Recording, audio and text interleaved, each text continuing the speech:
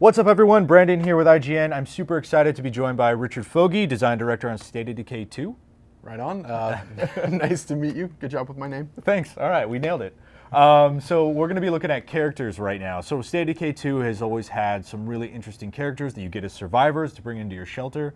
You know, this time around, this game is ramping that up. So can you describe a little bit about what is happening in this game? Yeah, so we procedurally compose each of our survivors from a huge list of different traits, names, appearance, all these different things kind of go into making a survivor a complete person. Right on. So we start off with...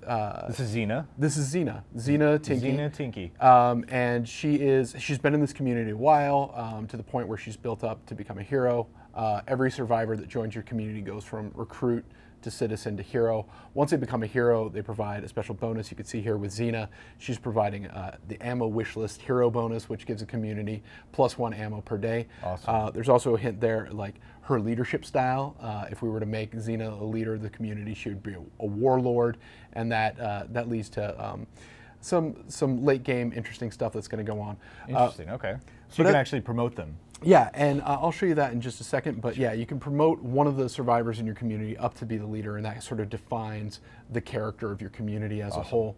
Xena, you know, every survivor is composed of traits that give them a bit of sometimes personal history, pre-apocalyptic history, sometimes how they survived in the apocalypse before they came to this community, and sometimes just details about themselves. Pre-apocalyptic, Xena was an auto detailer. That gets her a morale bonus from the auto shop. Also, the mechanic skill that you see down a little bit lower on the list, that is derived from the fact that she spent time pre-apocalypse as an auto detailer. She was a rifle collector, so that gives her bonuses from the armory. It also gives her bonuses to how where her shooting started. She has a really high, she has a specialized into sharpshooting from her normal shooting. No. Help's on the way. Don't get any better than that. She accumulates experience shooting faster because of that rifle collector background. And this high pain threshold, which gives her increased fighting experience and additional health. First of all, I love the fact that you contextualize the stuff that affects skills and affects the gameplay with like who they are in the past and what they do. But for example, let's take that sharpshooting. Now, anybody can shoot, but she has a sharpshooting skill. Is that an evolved version of the regular shooting skill? Exactly, that's a specialization, and we can look. I have a couple other survivors who are ready to specialize right now, and show you what that process looks like. See what some of the options they get are. The options are different based on history and what the survivors traits they have. Yeah, exactly right. I see she also specializes in cardio, which I assume lets her run faster or more stamina. So she's building this up, and then once we max out the stars that she has here, she'll be able to choose a specialization in this. Okay. So I'll jump over to Allison here. Allison actually is ready to specialize in fighting. She also looks like she's in a bad way right now. She's in a bit of a bad way. Oh no. Allison was in a fight earlier with probably a juggernaut. She has a concussion from being slammed on the head, sprained ankle. She might have fallen off or something. Those are all things that I can take care of if I have a first aid kit or go to the infirmary and take care of that. Got it. But you can see also down in the morale, some of the other traits that Allison has affects how she feels about different aspects of what's going on in the world. I see. She's pretty upset that there's so many infestation. She's really upset that there's no food and that there's low meds. Loves that watchtower though. She does love the watchtower. She wants to feel secure. She wants to feel safe. She is a hero in the community, so she has a bonus that she's providing, some morale. And then wait, go back 1 second. Okay. She's a target of sympathy. People look at my situation and it makes them feel better about their own. Well, you know, looking at her background, she has her cell phone that she kept. She's sad all the time. So maybe that makes she's people a target of you guilt. know what? At least I don't. Yeah, at least I don't feel so bad as Allison. Well, at least it's helping other people, right? Yeah. And you know, she could also be providing morale because she was a janitor, so maybe she's keeping things clean up around the base. That's what's so awesome about this is not only is she down there, you can see she's great at weapon handling. She's got that marathon skill, which means she runs fast or runs longer. But she can also, you know, every hero, every character can also contribute to the to the community at large. So let's say you're a terrible fighter, a terrible weaponsmith, but you have a great sense of humor, so everyone around you just likes having you around. Exactly right. So your traits can give you good qualities that are useful to have around the base. Your hero bonus can lead to that. This 5th skill slot that we have here is usually around base building and oriented around that. So Allison has a utilities background that's going to allow her to help out with things that do involve like power or water, things like that are required for certain facilities to function correctly or for certain actions to be used in those facilities. Right. So I talked about the specialization. Because Allison has maxed out the stars here in fighting, she's ready to specialize into that.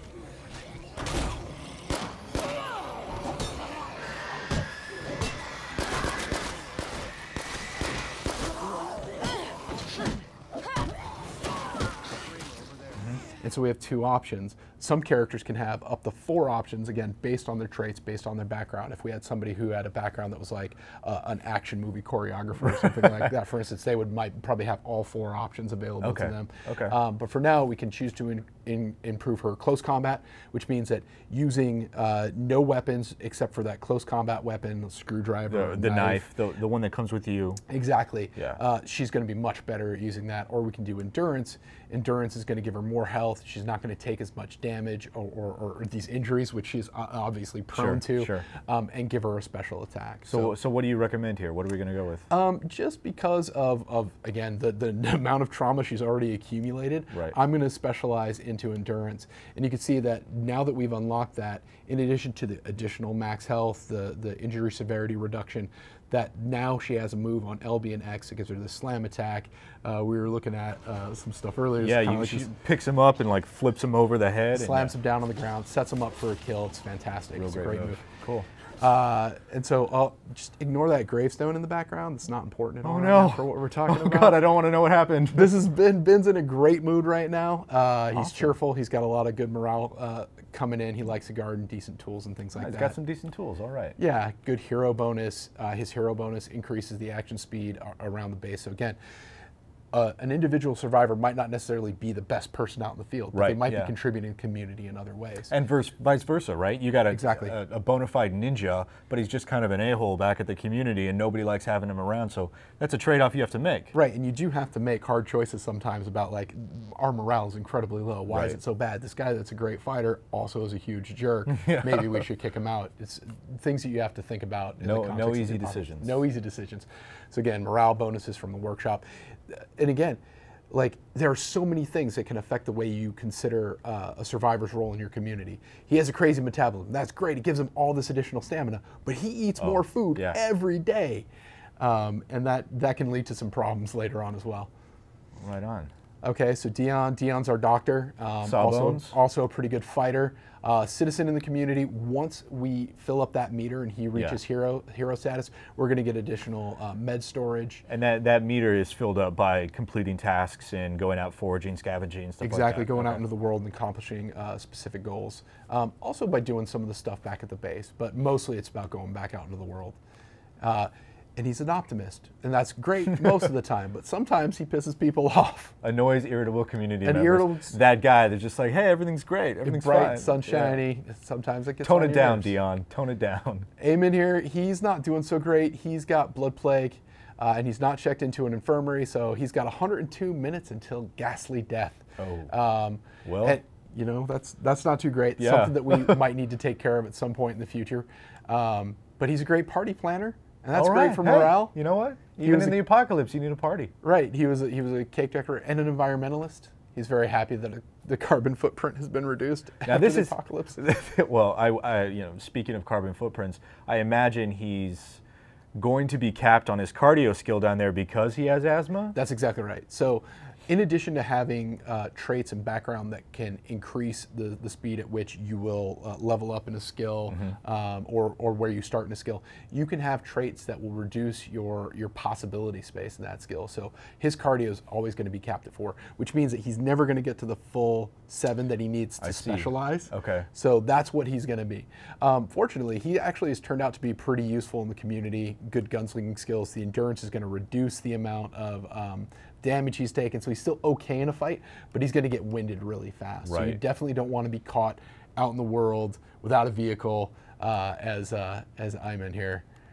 And then lastly, we have Lex. Alexis Blackwell. She's a little sad right now. Yeah. Damage, and again, just the various things contributing to her morale.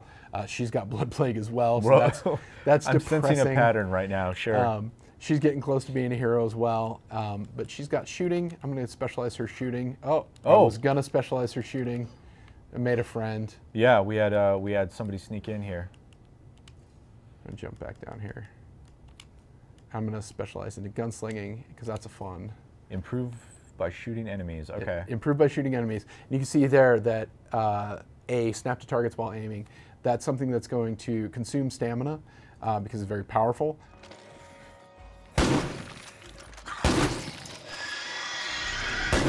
So yeah, that's kind of an overview of how skills work and the skills and traits and people's hero bonuses and their leader type all kind of tie together. Now, all of these characters are, I mean, potentially this is a character that I could find, or whoever's listening to this could find when they boot up State of Decay 2.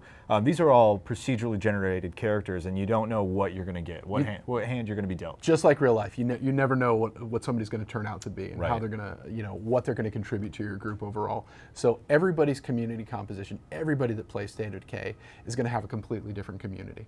The little details that compose it, there might be some similarities. You might have a good shooter, I might have a good shooter, but they're going to be totally different. The other traits that contribute to who they are as a whole are going to be totally different. All those little pieces that come together to make a person. All the details. Well, I think we should get wrapping up, but let's elect one of our heroes here as a leader. Who do you think it should be? The warlords are pretty tough. They give you really great.